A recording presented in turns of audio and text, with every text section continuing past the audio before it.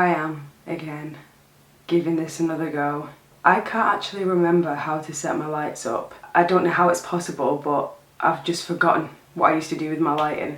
And now it's like I've got all of these lights and I just can't remember the positioning I had them in. I'm really hoping that the audio is good, because I'm pretty sure that if it isn't, you'll tell me about it. My friend Shona has really helped me sit in front of this camera tonight because I have had the worst video anxiety. And I know we've been here before, guys. We've been here before and I sound like a broken record, but genuinely, I've had really, really bad video anxiety. And I've had like a lot of anxiety just in general about a variety of different things. I just wanted to sit down and make this update video because not only do I feel like it would be really therapeutic for me to sort of just sit here and get a few things off my chest, but I figured I owe it to you guys because it just vanished off the face of the earth again, or shall we say internet. Sadly, I'm still here on earth. And I really hope that you can hear me, and I hope that I'm in focus, because genuinely I've forgotten how to set it all up. I really have. I've fallen out of the pattern, out of the game, off the cliff, into the road, into the water, off the face of the earth, off the edge of the earth if you believe in the flat earth theory. Can you imagine that though? Where would you go? That's what I want to know. I've had so much anxiety about filming this video, like an unbelievable amount of anxiety. Life is so unpredictable. It seems that I've just been blessed with one of those kind of lives instead of just the straight and narrow. It just has to be like pretty much, and yeah. My friend Shona has really kicked my arse into gear, like for me to sit here and like be able to put the camera on, because I've just genuinely like found it really difficult, found it really hard to kind of gather my thoughts and collect them, organise them in order to kind of formulate a sentence that's, you know, structured in a way that makes sense to other people. That might sound a little bit strange to some people, but a lot of the time my mind is racing that quickly that my thoughts just kind of come out of my mouth at like a rapid pace, and it can be a little bit frustrating. I feel like my mind sometimes just works quicker than like any other part of my body, and I'm constantly playing catch up with what's going on in my head. It's like sometimes I feel like I just speak with such ease and it all comes flowing out of me and everything just makes sense. And then sometimes I feel like I only make sense to myself and nobody else is going to understand what I'm trying to sort of like get across. I've really been struggling with my confidence in like a variety of different ways. I've sort of been confidence building for the past 2 years, like, but more so this year than like last year, because last year I went through a lot of shit, like a lot of really bad shit. I've sort of been trying self-love exercises, and by that I just mean a variety of different things to sort of try and, you know, add to my self-esteem, you know, because all I really generally want is like a bit of a healthy self-esteem, like a healthy amount of confidence, not like a ridiculous amount of confidence, but enough to sort of have confidence in, you know, like what I'm doing, because I feel like I've been incredibly like self-critical of myself and, you know, the stuff that I want to put out there in a way where, I don't know, I've really been lacking confidence for a variety of different reasons, in like a multitude of ways, for a multitude of reasons as well. And I think I'll be dealing with a lot of stuff in therapy, which I'm still waiting for, which is really frustrating. Like, I've spoken to like the psychiatrist there and a different psychiatrist and like doctors, nurses, and it's just, it's so frustrating, like this close to having to go private for psychotherapy because I really need it, and they've bumped me up the list and apparently I'm right at the top and it's almost my turn, but I'm still waiting. And it's really frustrating because I feel like I have to really work on myself in a way where it would be so much more easier if I was working with, you know, a therapist and not just kind of bouncing ideas off the walls in my own head, you know, trying to make sense of certain things. And while it's sort of good to be incredibly self-aware, it can also be hard. I don't know, I feel like a therapist would definitely take the edge off, because I have to sit here and mull in my own thoughts and sort of kind of pull myself down when I start to drift away into my thoughts, or when I start to drift down into them, you know, pull myself out of it. And it's just, you have to be able to rely on yourself in that way. But at the same time, it's like, if you've got a lot going on and then you go through a lot of things consequently, like, you feel like, you know, God / the universe / whatever greater power has this giant thumb sort of like pressed against my head, like pushing me down, like almost as if like it could even be a foot like curb stomping me You know what I'm trying to say? Like, it's a giant thump from the sky, or it's somebody's foot curb stomping, but it's that sort of pressure. It feels like I get that pressure in my head and that pressure on my chest. My head is just like, it ends up full of stuff, and I just end up trying to kind of like deflate it like it's a balloon, like stress. Like, it's so crazy. It's strange as well because I know so many people that have just sort of stayed in the same kind of mindset for years, and I can't possibly have imagined like staying in the same mindset that I was in. What has happened to me has definitely affected me, and it's definitely changed me as a person. And I feel like every single time I sit back in front of this camera, I almost feel like I'm a completely different person, like because of the shit that I've been through is so life-changing, so mind-altering, and I feel like everyone's sort of witnessing me slowly kind of just like either going into a deeper, darker hole and then coming out briefly like, ta-da, and then I go back into it, or it's my process of growth. It's really difficult for me to sort of kind of put all of these thoughts together, and it's like, I bet you already feel like you just jumped into a therapy session with me. It's like, hi, I'm back. Blah. I'm just like throwing up all of my thoughts onto you. I'm gonna tell you guys a secret. I already filmed this. I already filmed it and I scrapped it because I just cried a lot and it didn't make sense. And then I just kind of cut off halfway, and I came back, and back in that state of mind, I thought that I was making sense, but I wasn't. Like, I wasn't making any sense at all. And there's no point putting something like that on the internet. Like, some people might, but I just feel like it's not like precise enough for anybody to be able to understand, because it was literally like just me crying, sort of trying to make sense of certain things that I've been through. It was just upsetting for me to even try and edit. Like, it wasn't good for me. Like, so it was just, we just threw that straight away. It just went to shit, because whenever I tried to speak about certain things, I just started crying my eyes out. And to me, that's not something that I feel like, you know, has a place on the internet. Like, I do want to talk about my mental health, but I don't want to make a video where it's just 25 minutes of me crying my eyes out, not making any sense, because I don't feel like that's beneficial to anybody online, and I don't think it's beneficial for me in a raw state of mind to sit there and edit 45 minutes of footage of just me rambling and crying my eyes out and not really making any sense. I've given myself a good few weeks since my absolute fail of an attempt to film a video, and a few times I've got ready and I've set up all the lights, tried to. I've sat in front of the camera and nothing's come out of my mouth, and I've just not been able to,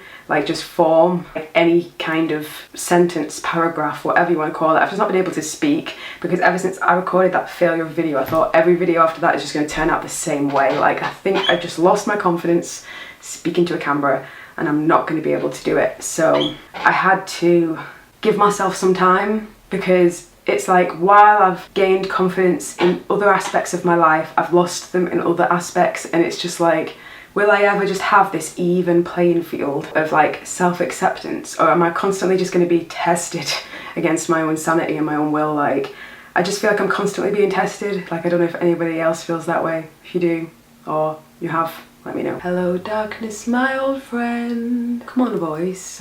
Now I'm here in front of the camera, trying to structure my thoughts again is relatively difficult, so I'm just going to kind of come out with all of this in like the order that is most natural to me, as opposed to trying to kind of like organise my thoughts. Went through a lot of shit. Not going to go into detail with the shit that I went through, because it's still rather sensitive, and then there's a variety of other things going on. And this stress put so much pressure on me that, you know, I started to lose weight again. Before I knew it, I'd relapsed again with my stress-related eating disorder, and it was out of my control. It wasn't like a form of self-harm, it's more so just my body genuinely, when I'm stressed, I don't want to eat. It was all linked to stress. The doctor said it was linked to stress, and you know, the mental health team as well believe that it's linked to stress, because you know, the weight, it falls off me. And it's strange, because I was never like this. I was really disappointed with myself this time, because I got so far over the finish line and my goal. You know, I pretty much reached the goal weight that I wanted to be again, which was, you know, the healthiest weight for my, you know, height and for my age. The fact that I surpassed, you know, my goal, and I was just at a very healthy weight again for the first time in a long time, I was so proud of myself that when I fell off the bandwagon this time with my eating, I didn't want to admit it to myself. It takes a while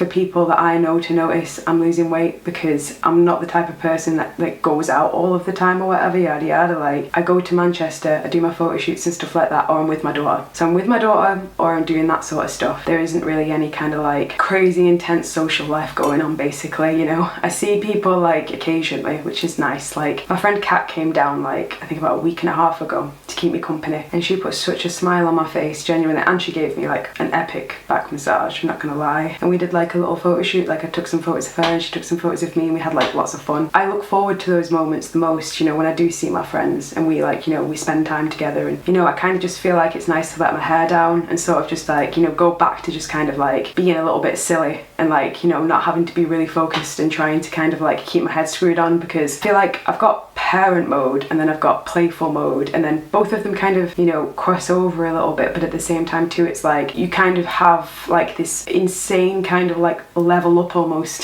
feeling when you have a kid. You are an adult now, there is like no going back, but at the same time it's like you get all of these added stresses and you become much more self-aware of the type of person you are, because what you're giving off, your child is receiving, like, you know, so the sort of energy you're putting out there, your child is absorbing. I always have this in my mind, so I'm very self-aware, like, so if I ever notice myself kind of creeping off into the darkness, I'm like very quick to kind of pull myself back, and I'm very good at that. But then when things get on top of me to a certain degree, it becomes too much for any one person to handle. And I've had various doctors tell me that it's completely normal for me to feel the way I feel after the things that I've been through, and it's a very hard thing for me to sort of speak about, because I'm not the type of person, you know, that likes to admit, you know, vulnerability, because everybody already knows I'm a soft ass. Like, I used to be a lot more hard-faced, whereas now it's kind of like, fuck it, you know, I just let people know that I'm soft, because I'm like basically a gooey egg. People would expect to crack me open, right, and I'm proper hard-boiled, but really I'm all gooey on the inside, genuinely. Like, I am probably one of the most softest people that you like ever meet, genuinely. Like, I'm very good at pretending that I'm not. But at the same time too, I think that it's sort of, people know, because I'm a soft ass, I've been taken advantage of in a variety of different ways by a variety of different people throughout my entire life. It's just shit. And it's like, how much more can one person take? But at the same time, it's like I have no choice but to take it in my stride and just keep going, because of my responsibilities as well that I have now, that I never used to have. One particular diagnosis we've been focusing on more than any other, you know, of my diagnoses, and that's post-traumatic stress disorder, which has been incredibly difficult for me to deal with. If anyone, you know, of you suffers with PTSD out there, you will know there's like many different forms of PTSD. I know we're just jumping from one subject to another subject. Back in the day, right, I had so much shit going on, and I've always been 100% real with you guys. Like, I've been through so much stuff, and when I lived with my yaya, it's like, you know, while I'm making this video as well, I've not seen her for a year, guys. It's been a year since I saw my grandma, a year since I saw my yaya in America, currently getting a citizenship and all of this stuff, because she'll be moving there. I already miss her so much. She was supposed to have come back like 6 months ago and just didn't. She never came back. Next thing I know, she was getting a citizenship and she's living there. Yeah, I really miss her so much while I'm making this video, because we're very close. She's like the closest thing I've got to a mum. And with her not being around, it's been incredibly difficult for me to sort of stay strong, because with her there, you know, a lot of the time she's sort of a reminder to stay strong. And because she has so much faith in me as well, you know, that helps to carry me sort of and keep me afloat. And without her there, and without being able to communicate with her on a regular basis as well, you know, it's harder. I suppose I really, really miss my yaya, like a lot. I'm definitely getting to a better place now. Like, I'm definitely like in recovery again. Started putting on weight again, which is good. But like, relapsing this time was really frustrating, because it got to the point where I was throwing up and I couldn't keep anything down. Like, and this time I was like, you know, I was like sweating like in bed at night, and I was getting really dizzy spells in the morning. And, you know, I'd wake up throwing up, and I was starting to become really kind of, you know, forgetful, and my memory was sort of becoming a little bit affected as well. A bit scarier this time too. I also had to go to the hospital, and I had to get some advice because of how much weight I was losing, how quickly I was losing the weight, and, you know, how I was feeling mentally because of the things that were going on in my life, which I was told, you know, would be having a knock-on effect on my mental health anyway. What I was trying to come to terms with that I'd already been through as well, and, you know, trying to deal with that, and then also trying to be the best mum in the world that I could possibly be to my daughter. So, you know, trying to do everything and sort of kind of push myself, and it was really difficult. I just feel more than anything in the world, I want to start my therapy and just crack open the egg that needs to be cracked open, which is my brain, because I feel as though I've cracked it open myself because I've been forced to crack it open, and it's like a chocolate Easter egg almost, and it's like there's all of these pieces all over the floor and I'm sat in between it, sort of holding the base of the chocolate egg together. And it's like I need the therapist to help me sort of put the chocolate egg back together, because if I do it myself, it's going to melt in my hands, like, and just, you know, become nothing, and that will be my mind. Like, genuinely, like, having to consider possibly going private, and that is scary because it's not really something that I can afford. So I'm just really hoping that, you know, they say they've pushed me up the list, and that's all I can hope for, because if you're not in consistent therapy, every single time you speak, you know, to somebody about what's going on or whatever, 9 times out of 10 it's a different person. I've spoken to the same psychiatrist a good few times. Last 3 to 4 times it's been a completely different one. Got my file. I feel like I'm speaking to different people now all the time. It's like I'm at this point in the system where I'm just constantly getting passed through, and it's getting really frustrating because I was promised, you know, and I was prioritized, you know, for my therapy like a long time ago, and it's like I've been bumped up again recently, but now it's getting to the point where how much longer am I going to be like self-medicating, you know, as bad as that sounds, because I've pretty much been self-medicating for years like in a variety of ways. Like I use art therapy, I go about things in a certain way to sort of kind of like deal with my anxiety. It's like I can sort of predict, you know, my mind, you know, like to a certain degree. I can predict how things are going to affect me, but sometimes, you know, if I know something's going to, you know, have a knock-on cause and effect in my head and create anxiety or panic, I'll avoid that thing. It's been incredibly frustrating, basically, trying to deal with it all on my own, and it's really hard because I'm so good at putting on a brave face and, you know, appearing stronger than I actually am, you know, that I feel like doctors don't even take me as seriously as I'd like them to take me. In the same way, I know they're taking me seriously. Like, I have been reassured so many times by the mental health team that I'm being taken seriously. It is literally just a case of the NHS and the way that it is. Sadly, you know, they've bumped me up again, and that's all that they can do. I just have to keep doing what I'm doing, and then when shit hits the fan, it's like I have to get onto them because there's nothing properly in place, and it's very frustrating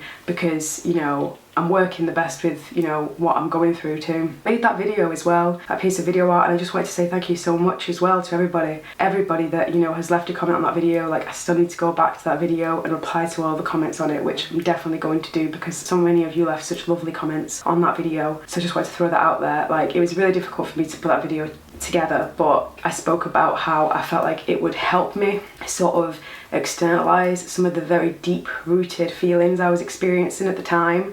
And it definitely did that. It definitely helped me feel a bit better about it. Like, I made the decision, you know, a year ago that was it. Like, you know, I was going to cut complete contact with my mum because that was the only way that I was going to heal from the stuff that happened to me, you know, that attached to her, that she'd done, you know, and said, and everything like that I won't go into too much detail. So yeah, I relapsed with my eating, and they put me on prochlorperazine, vitamin compound tablets again, and they also gave me some Valium to take at night time, which I decided again to only take every other night because I didn't want to become a zombie. Not doing that anymore, like completely ran out of Valium ages ago. So now it's literally just a case of trying to kind of organically make myself sleepy at night time. But I'm still sort of suffering with my insomnia. It's like some nights I can just like pass out, and then others, it's like I'll be awake until like 5 o'clock in the morning, and then when that happens, it tends to be for a period of days. I've noticed when I get insomnia, it happens for a period of days, and then I crash, and then I get into a better sleeping pattern for a bit, and then it fucks up again. And it just seems to be the story of my life, like, genuinely. It's like my body always wants to sleep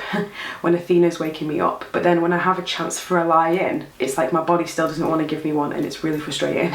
So annoying. So I've been going through a lot of my own personal crap, you know, and as a lot of you guys will know, Chris Cornell passed away. And, you know, I wasn't originally going to talk about this in a video, but I feel like I have to, because it's such an integral part, you know, of why I ended up feeling the way that I was feeling as well, because, you know, I was already in a very bad place, and I was already feeling really shitty. I'd already relapsed with my eating, and then I found out that Chris Cornell passed away. Chris Cornell was one of my favourite musicians, and he still is to this very day. He has inspired me in a multitude of ways. He's an amazing, amazing person. The deepest, darkest moments of frustration, you know, that I was experiencing in my life, like, Chris Cornell has always, like, inspired me to sort of sing through pain, you know? He's always inspired me to sort of expel pain and express myself through music, and you know that it's okay to be aggressive with your voice, and sometimes the best way to sort of like expel that aggression or that frustration is through your voice, it's through music. He has always been one of my favourite musicians to this day. I don't know about the rest of you guys, but we need to put a fence around Eddie Vedder because he's the last one left, like genuinely off the grunge scene. Like when he passed away, I literally I fucking broke. I spent 2 days crying. Like I was crying all over my Instagram stories. If you follow me on Instagram, you'll know I had a breakdown on Instagram stories when I found out Chris Cornell died. And then I just started singing a fucking bunch of Soundgarden and Audio Slave days upon days on my Instagram story. There I was, just singing my heart out. Be yourself is all that you can do. Yeah. To be yourself is all that you can do. It was weird because it was so unexpected. Like I just didn't see it coming. Like I didn't know that was going to happen. Like none of us did because of the nature of it. But then obviously before we found out even more details about his death, and then we found out it was hanging, this really deeply affected me and traumatized me, and I had to speak to my mental health team about it as well, because the first time that I'm sorry I'm looking over here, but sometimes when I get nervous I just start to look and concentrate somewhere else in the distance. But when I found out Chris Cornell had passed away, it crushed me. And then when I found out, you know, the nature of how he'd taken his life, it really affected me, because the first time that I ever, you know, tried to take my own life, sadly, was with a school tie. And, you know, I still have like a slight scar on my neck as well on one side. It's like really faint now, and I wear makeup, you know, and I kind of blend it down my neck. But it's there, and it'll just never go away. It's just the nature of scars and stuff. I remember feeling the way that I did and why I felt the way that I did. To hear that it was probably down to concoction of his actual, you know, meds, you know, fucking his head up, you know, it just fucks with my head even more. Before the news came out with the reports that, you know, the toxicology report and all of this, you know, that he wasn't in the right state of mind and it was something to do with his tablets. Before all of this came out, all we knew was that he committed suicide and he'd hung himself. And during that period of time, my head was fucked, because it felt like this person that had given me so much inspiration in my darkest moments, like singing my heart out, show me how to live, like in my kitchen, like singing at this greater force, you know, through frustration, through pain, you know, his music has helped me so much, like it's sad, but like since he passed away as well, it's like I feel as though I found my voice again, and it's like reminded me what led me to sing in the first place. It's reminded me of why I sing, you know, why music is so important to me, and it made me realise I'd sort of lost my voice in a multitude of different ways. So it's like, you know, through singing like Audio Slave and Soundgarden songs, I was mourning him, but at the same time too, it felt like a release. It made me realise that I'd lost sight, you know, of my musicality to a certain degree. And through his passing, sadly, I found my voice again through the sadness of sort of mourning him and singing his songs. It's like a really weird melancholy way to feel, because I feel sort of weirdly grateful to him, but at the same time still so sad. And I never knew him. Like, my heart goes out to, like, you know, his family, because they're the ones that are truly affected by it. But like, you know, if you're a big fan of Chris Cornell as well, like, you know, you'll understand how it feels, you know, to sort of know that person isn't really here anymore. And, you know, I think it's just different people impact different people, you know, differently in a magnitude of different ways. Like, he was just something else. His voice for me echoed pure emotion, pure pain, you know, frustration, anger. He could take any emotion and he could belt it out, you know, so powerful. He had such a powerful presence too. And I remember, like, I put in a short clip here as well, like, I'll put in a little clip here, but I went to see him at the Lowry and he did an acoustic set, and I feel so privileged to have been able to go and watch him perform that gig, genuinely, because it was one of the best gigs I've ever been to, and his voice was brilliant. Like, it was so good, and, you know, it was beautiful. And the fact that I'll never get to sit in the room and hear him like that again, you know, it haunts me. He's such a special person to me and always will be, as daft as that sounds, even though, you know, I never knew him personally. I feel like, you know, I'm very intimate with his music, and I feel like a lot of other people are as well. Like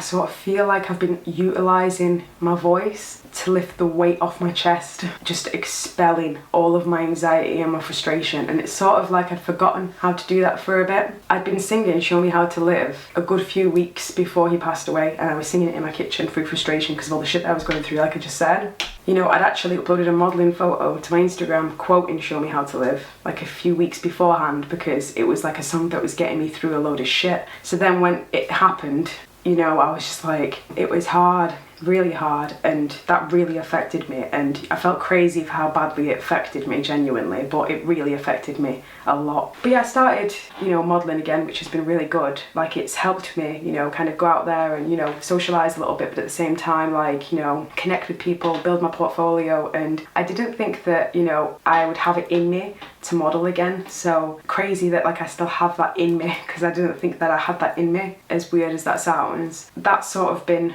really good for, like, character building and sort of kind of getting me out there. But because it's been getting me out there as well, like, I've been in Manchester like a lot. Like, I'm pretty much at home or in Manchester. I live pretty close to town. It's literally like, I think 3 train stops away. It's not hard for me to get to, and I've pretty much been there like anytime I'm not at my house. Like, I'm in town modelling because that's where the variety of my shoots tend to take place, unless like I have to go through town to get somewhere else. With me being in town all of the time, it sort of feels like it's become a second home to me as well, like even more so than it used to be. And because I live closer as well to town now than I used to, I kind of class myself to be more of a Manc now than I used to be, because I literally spend most of my time in Manchester, and I live closer to Manchester now than I used to. And because of this too, it's like I've developed this sense of security when walking around Manchester. And then when all of that shit happened as well, like I was in like a pretty shitty state of mind, just trying to keep myself afloat. And the Chris Cornell thing happened, and then the Manchester bombing thing happened, and that just genuinely happened at a time when I was already quite fragile. And I ended up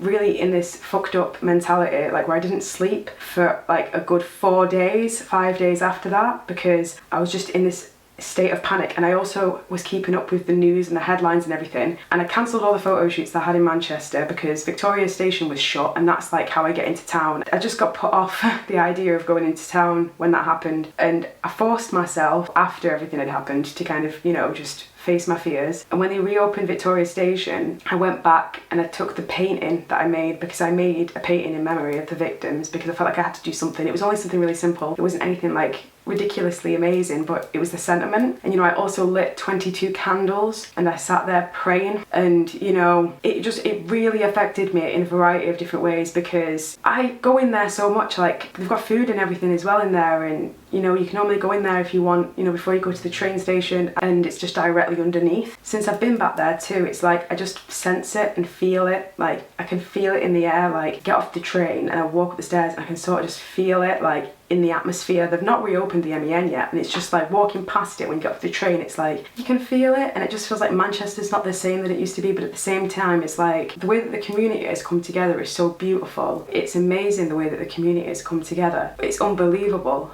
I'm so proud to be from Manchester. It's unreal. And I was trying to get booked in to get like my tattoo, and I've not been able to get it done. So yeah, annoying, really annoying. But I'm gonna get something done and I'm gonna add on to it because I didn't get a chance to do it. I just ended up donating basically because I couldn't get the tattoo. I wanted to do something on my arse as well when I donated, but I just felt like I had to do something. My heart genuinely goes out to everybody that was affected by that. Like, it could have been anyone. You don't expect that sort of stuff to happen so close to home, as naive as that sounds. Like, when it happens on your doorstep, it feels odd. Like, it's just so strange. Like, you never expect it, as naive as it sounds, to happen so close to home or in your city like that. I went to my very first gig there. I've been to like over 45 gigs there or something daft. I've got like a big folder full of gig tickets. It's very heartbreaking, and you know, since then there's been so many horrible things that have happened. We've got the shit that happened in London. We've got the horrible thing that happened. That horrible block of flats going up. And I feel sick speaking about it all, because I just feel like there's been so much unnecessary death.